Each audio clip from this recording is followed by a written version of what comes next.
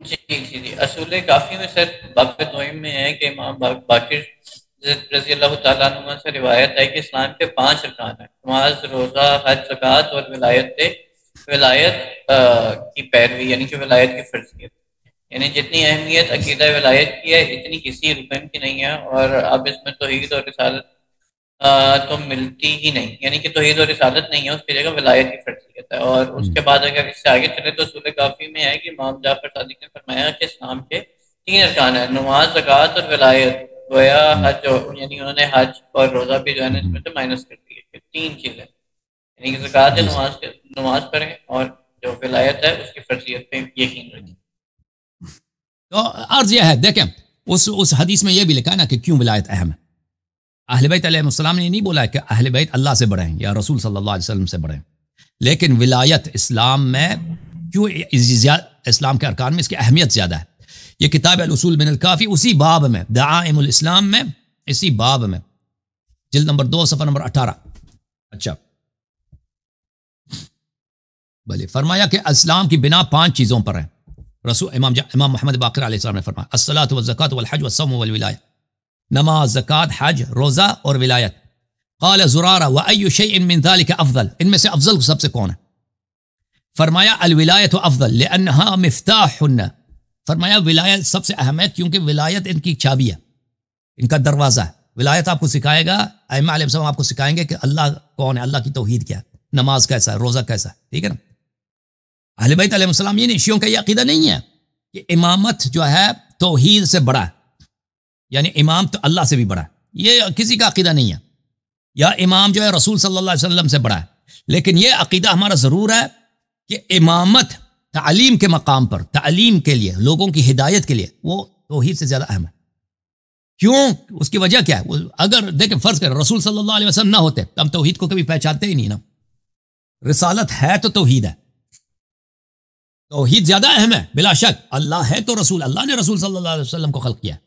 لیکن اگر رسول صلی اللہ علیہ وسلم کبھی نہ آتے تو ہم پہچانتے ہی نہیں کہ بھئی اللہ کیا، اللہ کی صفات کیا، اللہ کی رضا کیا، قیامت کی وہ طریق کیا ہے رسول صلی اللہ علیہ وسلم. اسی طرح اسلام میں جو اختلافات ہیں، رسول صلی اللہ علیہ وسلم کی جو تعلیمات ہیں، ان کو ہم پہنچ ہی نہیں سکتے اس وقت تک جب تک ہم امامت کو نہ سمجھ لیں.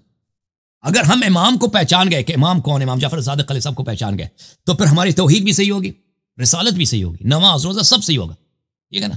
کیونکہ آپ نے اس معلم کو پہچانا ہے جو آپ کو ہر چیز خالص صحیح بتائے گا. اس کی وجہ یہ.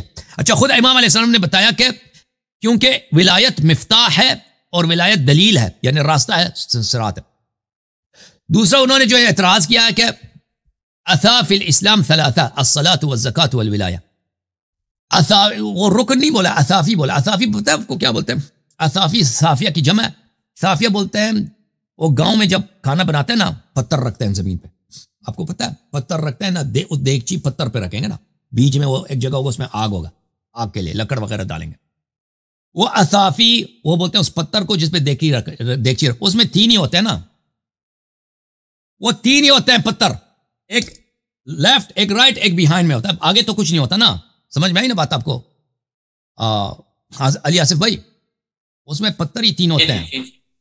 جیسے اگر آپ کیمپنگ کے لیے کبھی چلیں نا ادھر گاؤں میں یا کسی صحرا میں، ادھر آپ نے کھانا بنانا ہو، پتھر لے کے آئیں گے نا، ایک پتھر رائٹ، ایک پتھر لیفٹ، ایک پتھر پیچھے رکھیں گے، 3 اس پہ دیگچی رکھیں گے اور نیچے اس کے آگ جلائیں گے نا، اس میں 3 ہی ہوتے ہیں. تو امام علیہ السلام نے فرمایا کہ اثاف الاسلام 3 ہے. یہ پتھر جس پہ دیگچی رکھتے ہیں نا، اگر کسی نے دیندار بننا ہو، اس کی دین کیسے ہم پتہ چلیں گے کہ آدمی دیندار ہے؟ الصلاۃ والزکوٰۃ والولایہ. اس طرح ہے کہ وہ نماز پڑھے گا، زکوٰۃ دے گا اور وہ امامت کا قائل ہوگا. تو اس میں کہتے ہیں توحید اور وہ رسالت گیا. تو یہ رسالت نہیں گیا، کیونکہ اگر کوئی شخص نماز پڑھتا ہے، زکوٰۃ دیتا ہے، یہ ایک شخص کی دینداری کی بات ہو رہی ہے. اگر وہ زکوٰۃ بھی دیتا ہے، نماز بھی پڑھتا ہے، امام کو بھی جانتا ہے، تو لازمی بات ہے وہ نبی صلی اللہ علیہ وسلم کو بھی جانتا ہے اور اللہ تعالیٰ کو بھی جانتا ہے. اور یہ اس کے لیے نہیں ہے کہ یہ بتایا کہ بھئی کہ توحید کو نکالنے کے لیے ہو، اس کا مقصد ہی نہیں ہے. وہ ایک 3 چیزیں ہیں جس پہ دیگچی رکھی جاتی ہے بہرحال اس کے بیان کے لیے. اور اس کے مقابلے میں کتنی احادیث ہیں کہ سب سے پہلے توحید کو بتایا گیا نا. اس کے اسی دعائم الاسلام میں بہت ساری احادیث ہیں اس باب میں کہ سب سے پہلے توحید، پھر رسالت ہے. ٹھیک ہے نا، بہت زیادہ وہ احادیث، بہت زیادہ. جھوم جاؤ پرواز کرو، کیوں فخر سے سر اٹھا، کیونکہ اللہ تعالیٰ نے تمہیں انتخاب کیا، صراط حق پر صرف تم ہو، صراط ایمان پر صرف کیا، کیونکہ اللہ تعالیٰ نے تمہیں انتخاب کیا، صراط حق پر صرف تم ہو، صراط ایمان پر صرف